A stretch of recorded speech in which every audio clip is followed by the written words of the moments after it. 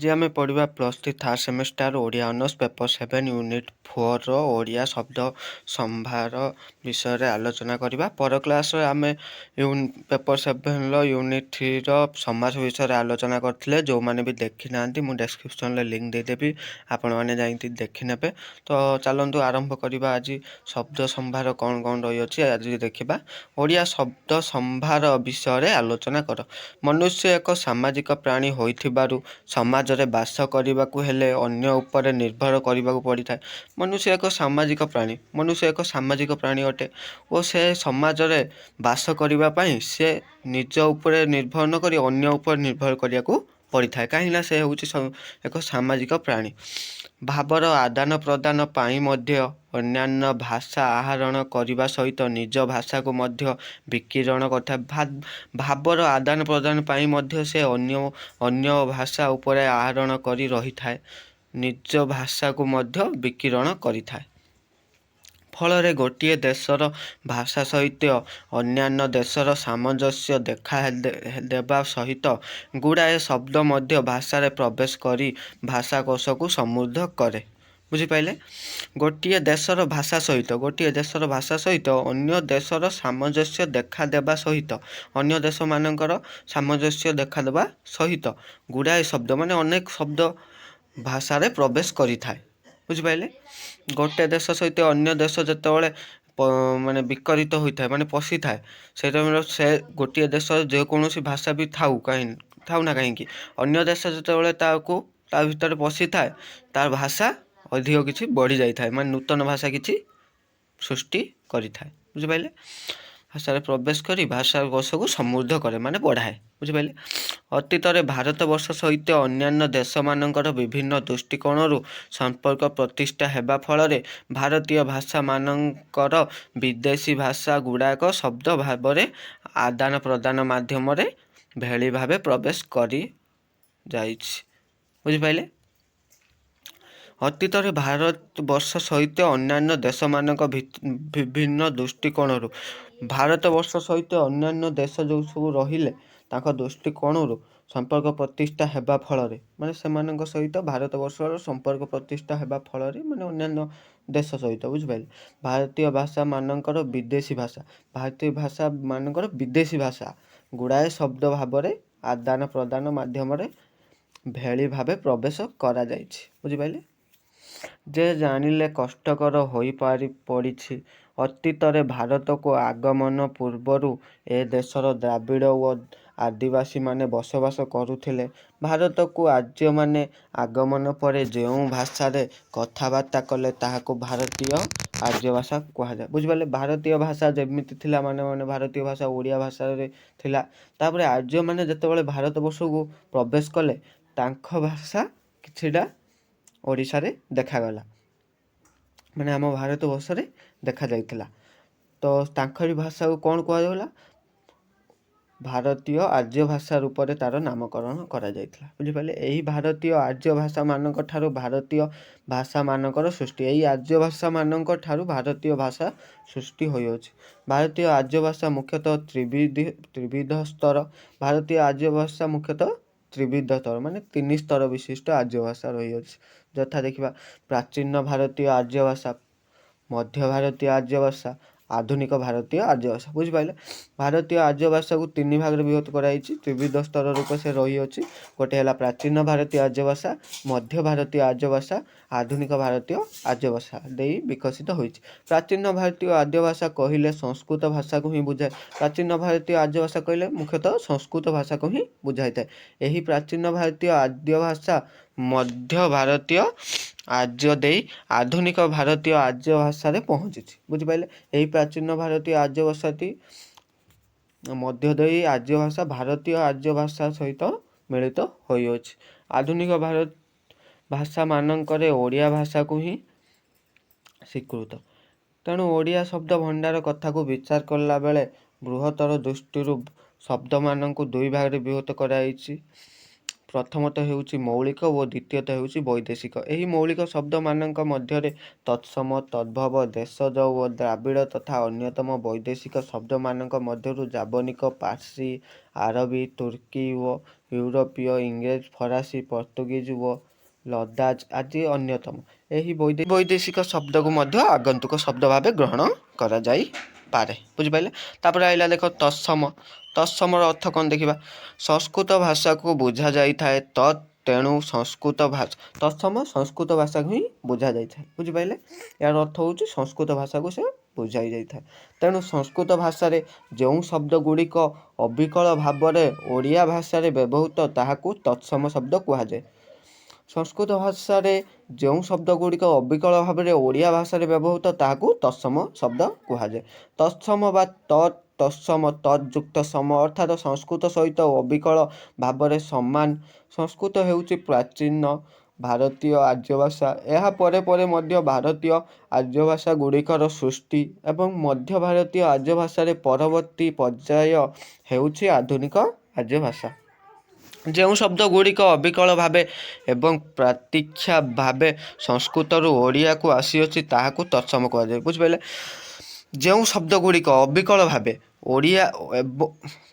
ଭାବେ ଏବଂ ପ୍ରତୀକ୍ଷା ଭାବେ ସଂସ୍କୃତରୁ ଓଡ଼ିଆକୁ ଆସି ସଂସ୍କୃତ ଭାଷାରୁ ଓଡ଼ିଆ ଭାଷାକୁ ଆସିଅଛି ତାହାକୁ ତତ୍ସମ ଶବ୍ଦ କୁହାଯାଏ। କେହି ତତ୍ସମ ଶବ୍ଦକୁ ଦୁଇ ଭାଗରେ ବିଭକ୍ତ କରିଥାନ୍ତି। କେହି ବି ଅଛନ୍ତି ତତ୍ସମ ଶବ୍ଦକୁ ଦୁଇ ଭାଗରେ ବିଭକ୍ତ କରାଯାଇଛି, ଯଥା ତତ୍ସମ ଓ ଅର୍ଦ୍ଧତତ୍ସମ। ସଂସ୍କୃତ ବା ତତ୍ସମ ଶବ୍ଦ ଅନ୍ୟ ଭାଷା ମଧ୍ୟ ଦେଇ ବିକୃତ ନ ହୋଇ ବା ଅପଭ୍ରଷ୍ଟ ବା ପରିବର୍ତ୍ତିତ ରୂପ ହିଁ ଅର୍ଦ୍ଧତତ୍ସମ।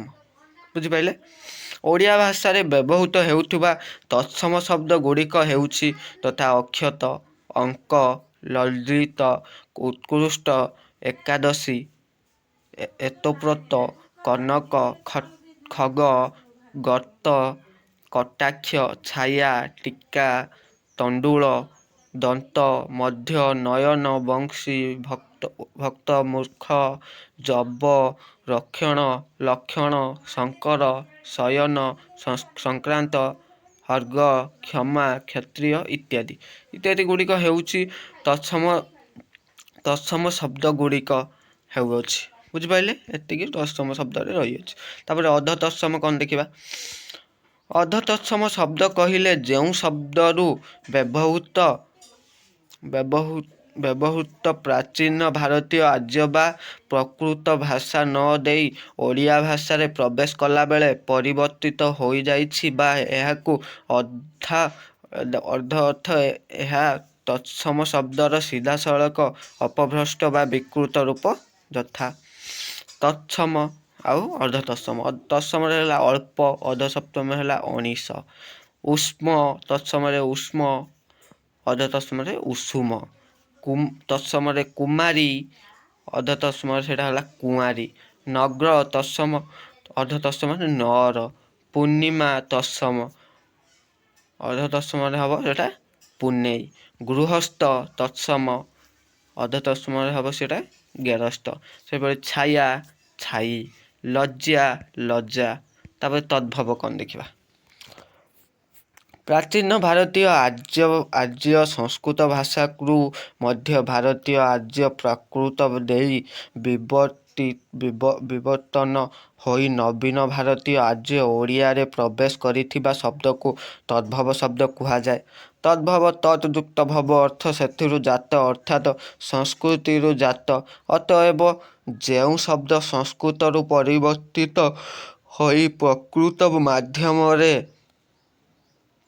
ଏଣିଆରେ ପ୍ରବେଶ କରିଛି ସେଗୁଡ଼ିକୁ ତଦ୍ଭବ ଶବ୍ଦ ଭିତରେ ଗ୍ରହଣ କରାଯାଇଥାଏ। ସଂସ୍କୃତ ଶବ୍ଦ ପ୍ରାକୃତ ଶବ୍ଦ, ଓଡ଼ିଆ ତଦ୍ଭବ ଶବ୍ଦ। କର୍ମ ସଂସ୍କୃତ ଶବ୍ଦ, କମ ପ୍ରାକୃତ ଶବ୍ଦ, ଓଡ଼ିଆରେ କାମ। ଅଗ୍ନି ସଂସ୍କୃତ ଶବ୍ଦ, ପ୍ରାକୃତ ଶବ୍ଦ ଅଗଣି, ଓଡ଼ିଆ ଶବ୍ଦ ଅଗି। ପୁଷ୍ପ ସଂସ୍କୃତ ଶବ୍ଦ, ଫୁଲ ପ୍ରାକୃତ ଶବ୍ଦ, ଓଡ଼ିଆରେ ଫୁଲ। ସ୍ଥାନ ସଂସ୍କୃତ ଶବ୍ଦ, ଆଗ ପ୍ରାକୃତ ଶବ୍ଦ, ଆଗ୍ନ, ଓଡ଼ିଆ ଶବ୍ଦ। ଘୃତ ସଂସ୍କୃତ ଶବ୍ଦ, ଘିଅ ପ୍ରାକୃତ ଶବ୍ଦ, ଓଡ଼ିଆରେ ଘିଅ। ଦେଶଜ ଶବ୍ଦ କ'ଣ? ଯେଉଁ ଶବ୍ଦ ଗୁଡ଼ିକର ମୂଳ ପର୍ଯ୍ୟନ୍ତ ଜଣାପଡ଼ି ନାହିଁ ସେଗୁଡ଼ିକ ସ୍ଥୂଳ ଭାବରେ ଦେଶଜ ଶବ୍ଦ ନାମରେ ନାମିତ କରେ। ଯେଉଁ ଶବ୍ଦ ଗୁଡ଼ିକର ମୂଳ ଏପର୍ଯ୍ୟନ୍ତ ଜଣାପଡ଼ି ନାହିଁ ସେଗୁଡ଼ିକୁ ସ୍ଥୂଳ ଭାବରେ ଦେଶଜ ଶବ୍ଦ ନାମରେ ନାମିତ କରାଯାଇଅଛି। ବୁଝିପାରିଲେ? କେତେକ ଦେଶଜ ଶବ୍ଦ ହେଉଛି ଯଥା ଦେଖିବା ଅଗାଡୁଆ, କଚଡ଼ା, କତରା, ଗରଣ୍ଡା, ପୋସ୍କ, ଝିଣ୍ଟିକା, ଝଳମଳ, ପଟ, ପସରା, ଉଣା, ଇନ୍ଧା, ସଳିତା, ଫାଙ୍କ, ହେରା ଇତ୍ୟାଦି। ତାପରେ ଦେଖିବା ବୈଦେଶିକ ଶବ୍ଦ। ଏଇସବୁ ରହିଅଛି ବୁଝିପାରିଲେ, ଦେଶ ଶବ୍ଦରେ ଏଇସବୁ ଉଦାହରଣ ତାର ରହିଅଛି। ତାପରେ ଦେଖିବା ବୈଦେଶିକ ଶବ୍ଦ। ବୈଦେଶିକ ଶବ୍ଦ ଭାବେ ଆମେ ଇଂରାଜୀ ଓ ପର୍ତ୍ତୁଗୀଜ ଭାଷାର ଶବ୍ଦକୁ ସାଧାରଣତଃ ଗ୍ରହଣ କରିଥାଉ, ମାତ୍ର ତାହା ଠିକ୍ ନୁହେଁ। ବୈଦେଶିକ ଶବ୍ଦ କହିଲେ ୟୁରୋପୀୟ ଭାଷାର ଶବ୍ଦ ଏବଂ ଜାବନିକ ଭାଷାର ଶବ୍ଦକୁ ମଧ୍ୟ ଗ୍ରହଣ କରାଯିବା ଉଚିତ, କାରଣ ଯବନ କହିଲେ ପାରସିକ, ଆରବିକ, ଆଫଗାନ ଓ ତୁର୍କୀ ପ୍ରଭୃତି ଇସଲାମ ଜାତିର ଲୋକଙ୍କୁ ବୁଝାଏ। ତେଣୁ ସେମାନଙ୍କର ଭାଷାକୁ କୁହାଯାଏ ଜାବନିକ ଭାଷା। ଓଡ଼ିଆ ଭାଷାରେ ଅନୁପ୍ରବେଶ କରିଥିବା ଶବ୍ଦଗୁଡ଼ିକ ହେଉଛି ଯଥା ଜାବନିକ ମୂଳ ବୈଦେଶିକ ଶବ୍ଦ ଅକଲ, ଅମାନ, ଆଇନ, ଓସ୍ତାଦ, କରାମତ, ଖରରାତ, ଗଫଲତ, ଆସାମୀ, ଓକିଲ, ଦରବାର ଇତ୍ୟାଦି। ୟୁରୋପୀୟ ବୈଦେଶିକ ଶବ୍ଦ ଇଂରାଜୀ ମୂଳ ବୈଦେଶିକ ଶବ୍ଦ ୟୁକ୍ସନ୍, ପେନ୍ସିଲ, ବଲ୍ବ, ଡାକ୍ତର, ଅଫିସ, କୋଠି ଇତ୍ୟାଦି। ପର୍ତ୍ତୁଗୀଜ ମୂଳ ବୈଦେଶିକ ଶବ୍ଦ ଦେଖିବା ଆଲମାରି, ଆଲପିନ, ଆଚାର,